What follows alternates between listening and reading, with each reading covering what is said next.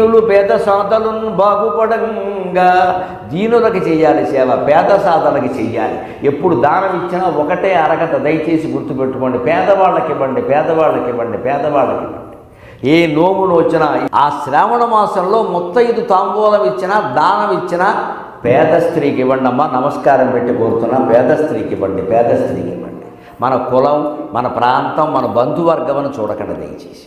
మీ బంధువులకి మీరు ఎంత ఇచ్చినా వాళ్ళకి సంతృప్తి ఉండదు, మూతి ముద్దాపురం వాళ్ళకి వెళ్ళిపోతుంది. అదే లేనివాడికి ఇచ్చామనుకోండి, అయ్యా అయ్యా ఆయన ఇవ్వబట్టి కదా నేను ఇలా ఉన్నాను. పైగా ఏం కోరుకుంటాడంటే ఈ ధనవంతుడు ఎప్పుడు బాగుండాలని కోరుకుంటాడు. ఆయన బాగుంటేనే కదా నాకు వచ్చింది. ఆయన నలుగురు పిల్లలు కలగాలి, పెళ్ళిళ్ళు శుభకార్యాలు వాళ్ళ ఇంట్లో జరుగుతూ ఉండాలి. నాకేదో పని చెబుతాడు కాస్త, నాకు రెక్కాడితే కానీ డొక్కాడదు. ఆ ఇంట్లో పిల్ల పెళ్ళి అయితే నేను పందిరేస్తాను, విద్యుత్ దీపాలు పెడతాను, ఏదో చేస్తాను, క్యాటరింగ్ చేస్తాను, ఏదో ఒకటి చేస్తాను. నేను బతకాలంటే ధనవంతులు బాగుండాలి కదా అని కోరుకునే స్థితిని ధనవంతులు పేదవాళ్ళకి కల్పించాలి. అప్పుడు దేశంలో ఉండే పేదరికం 10 ఏళ్లలో పోతుందమ్మా, 10 ఏళ్లలో పోతుంది. పెద్ద సమస్య కాదు. ఇక్కడ మనం ఎలా ఆలోచిస్తామంటే ఎంతసేపు పెద్దవాళ్ళు ఉండాలి, పవిత్రంగా ఉండాలి, పండితులు ఉండాలి, పండితులు భార్యే ఉండాలి. అక్కడ మళ్ళీ ఆవిడకో క్వాలిఫికేషన్. ఇక్కడ దానం చేయడానికి, తాంబూలం ఇవ్వడానికి పాండిత్యానికి సంబంధం లేదు, పేదరికమే సంబంధం.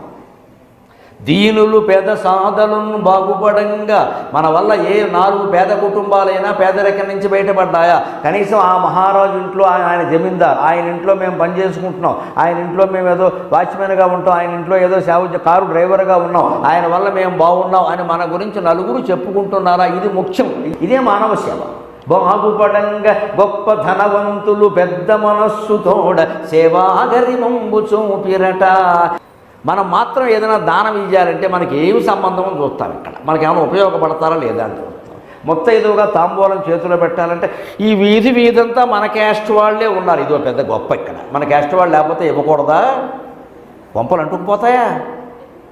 మనం ఎందుకు పనికొస్తామండి? భక్తి ఎప్పటికైనా మనకు అర్థమవుతుందా? అసలు భక్తికి కులమేమిటి, ఆధ్యాత్మికత కులమేమిటి?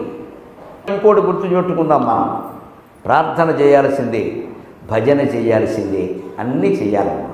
కానీ అన్నిటికంటే ఏది గొప్పదో ఆయనే చెప్పారు. పగలు రేలు చేయు ప్రార్థన కన్నను సేవ చేయునట్టి చేయి విన్నా, ఒక్క ఓటి గుండె నోదార్పగలిగిన, ఒక్క ఓటి గుండె నోదార్పగలిగిన అది దైవ సేవ అనియే స్వామి.